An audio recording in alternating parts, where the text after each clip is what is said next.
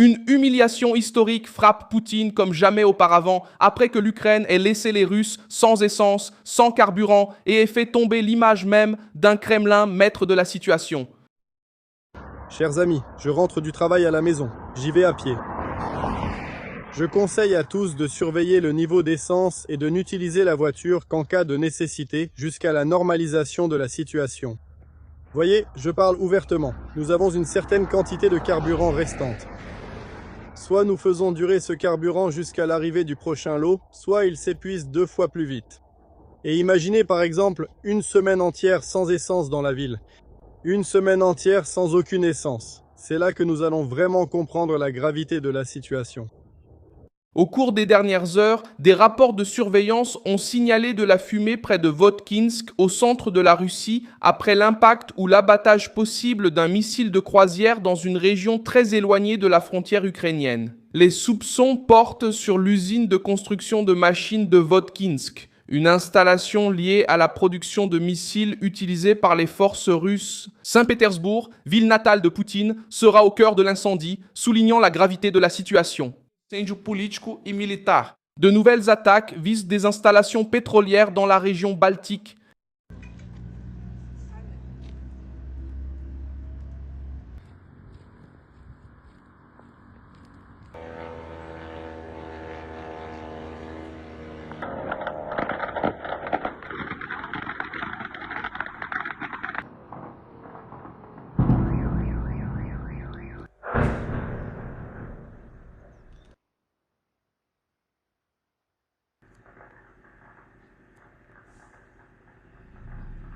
La Russie, qui promettait d'écraser Kiev, doit maintenant expliquer la fumée chez elle, le manque de carburant et les vidéos de citoyens en colère dans les rues. Je vais tout te raconter.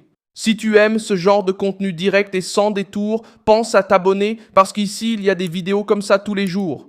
L'offensive ukrainienne a gagné en force, car il ne s'agit pas seulement d'une attaque isolée. Kiev mène une campagne à longue portée contre les structures qui soutiennent la guerre russe. L'objectif de la Russie est simple à comprendre. Couper les financements, la logistique et la confiance du régime. Le 4 juillet 2026, l'Ukraine a de nouveau attaqué des installations pétrolières près de Saint-Pétersbourg. Et les autorités russes ont parlé de dizaines de drones abattus dans la région de Leningrad. En plus de 389 drones interceptés sur l'ensemble du territoire russe pendant la nuit. La presse allemande a rapporté que des débris de drones sont tombés dans le port de Vysotsky, dans le golfe de Finlande, où se trouve un terminal important de chargement de pétrole. L'embarras est d'autant plus grand que Saint-Pétersbourg avait déjà été touché symboliquement le 3 juin 2026. Lors de cette attaque, des drones ukrainiens ont frappé le terminal pétrolier de Saint-Pétersbourg et ont également visé Kronstadt, une base navale stratégique proche de la ville. J'ai renversé le mât.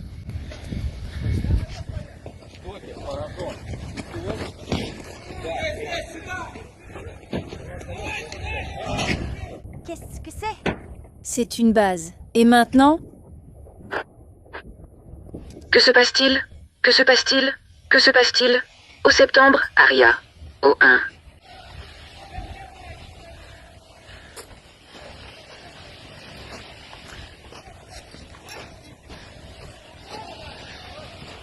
C'est de la merde.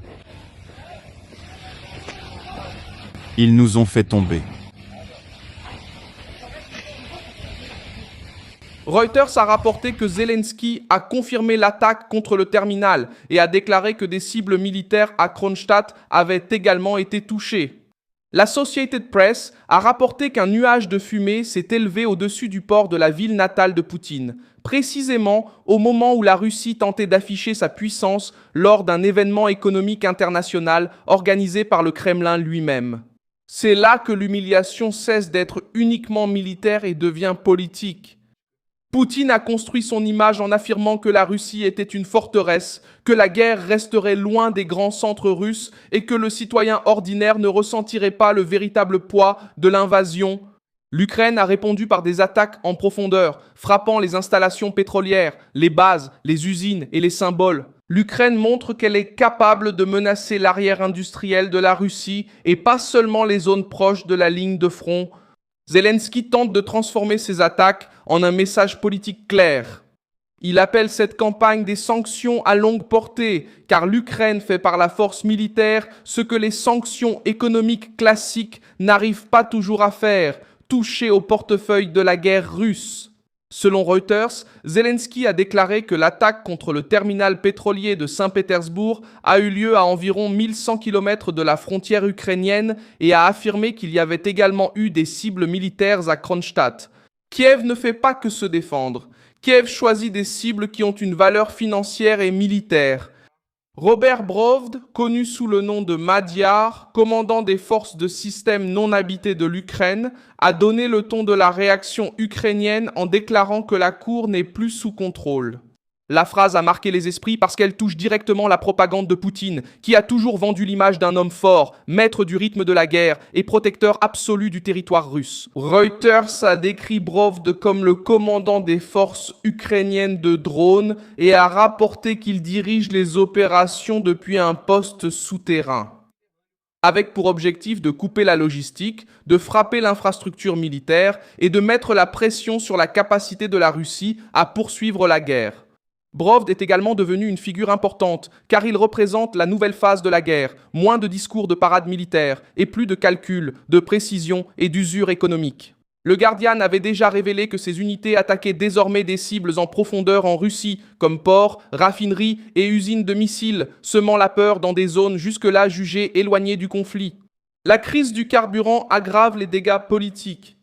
Reuters a rapporté le 2 juillet 2026 que les attaques ukrainiennes contre des raffineries et des dépôts ont contribué à provoquer des restrictions de carburant dans la plupart des régions russes, avec des automobilistes échangeant des informations sur les stations approvisionnées et des files d'attente qui s'allongent. Le Guardian a également rapporté que Poutine a admis l'existence d'une pénurie après les attaques ukrainiennes contre l'infrastructure énergétique, bien qu'il ait tenté de dire que le problème n'était pas critique. Pour une puissance qui se présente comme un géant énergétique, voir des habitants inquiets pour l'essence est une blessure politique. La situation a atteint la Sibérie, où la région d'Irkoutsk a imposé une limite de 50 litres de carburant par véhicule et par jour dans les stations-service d'État de Rosneft. Le Guardian. Dans les informations qui circulent sur les réseaux russes, les habitants se plaignent d'une connexion Internet instable, de difficultés à appeler un taxi et de problèmes de localisation.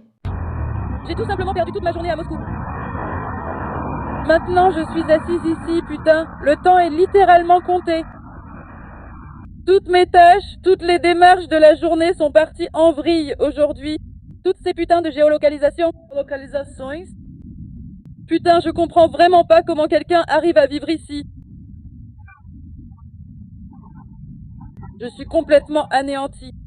Le taxi, putain, coûte 1000 et 1200 pour une course de 5 minutes.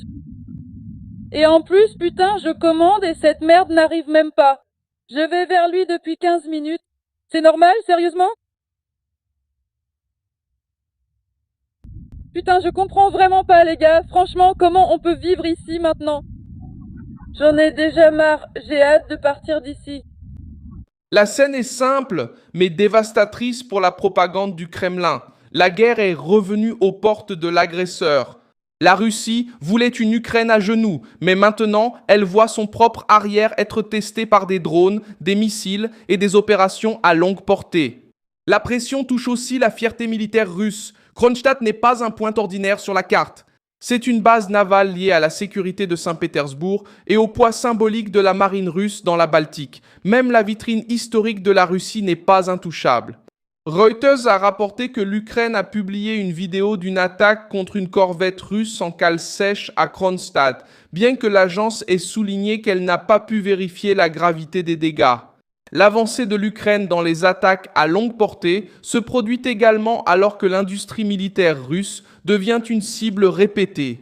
Reuters a rapporté que Zelensky a annoncé des attaques contre une raffinerie à Oufa et contre une installation de composants de missiles à Penza, à environ 600 km de la ligne de front. Le même reportage a indiqué que le ministère de la Défense ukrainien a déclaré avoir frappé 11 raffineries russes en juin. Cela montre une séquence de pression, pas une action isolée pour générer des gros titres. L'humiliation de Poutine réside dans cette accumulation. L'Ukraine déclare que toute attaque russe contre ces villes aura un coût politique en Russie. Et le Kremlin, qui a toujours essayé de contrôler la peur, l'image et le territoire, doit maintenant faire face à un ennemi qui frappe là où la propagande ne peut pas effacer la fumée.